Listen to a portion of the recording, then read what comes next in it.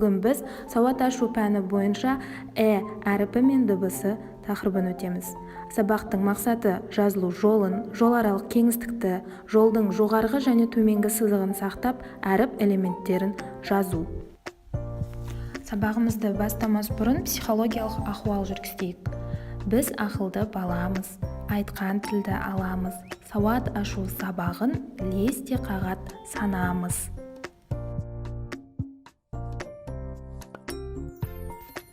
Балалар, ненің суреті бейнеленген?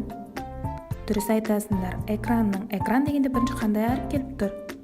Әріпі. Яғни бүгін біздің өтетін сабағымыздың тақырыбы әріпі. Әріпі балалар дауысты дыбыс. Сол себепті ол қызыл түспен бейнеленеді. Ал енді бейнероликті тамашалайық. Бүгін біз сіздермен әліпбиді оқуды бастаймыз. Ол кітап әріптер мен сөздердің сиқырлы әлемі деп аталады. Кітап жай кітап емес, сиқырлы кітап. Енді балалар мұқият зер салып қараңыздар. Әріпі. Әріпі. Этюдник. Этюдник. Экскаватор. Экскаватор. Элеватор.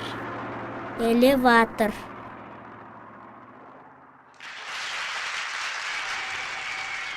Экран. Экран. Күндей жарық құлыным, балдан тәттау қызығым, жағадағы құндызым, маңдайдағы жұлдызым.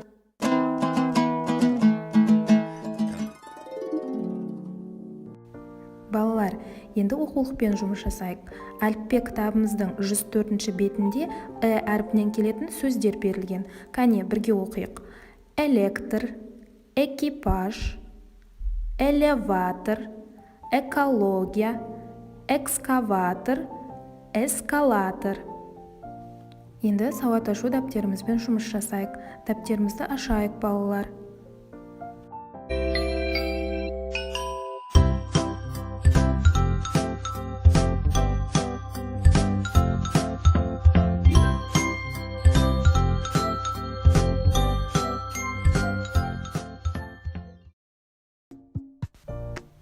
Балалар, енді әрпінің бас әрпінің жазылуына назар аударайық.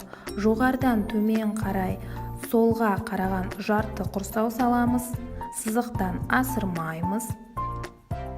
Сосын ортасынан түзу сызық жүргіземіз. Енді әрпінің кіші әрпінің жазылуына назар аударайық. Берілген екі сызықтың ішінде жоғарыдан төмен қарай, солға қараған жарты құрсау саламыз, ортасынан түзу сызық жүргіземіз.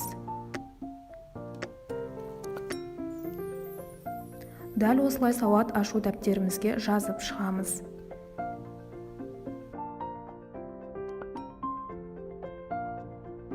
Түсіндім. Егер сарыны таңдасаңдар, жартылай түсіндім.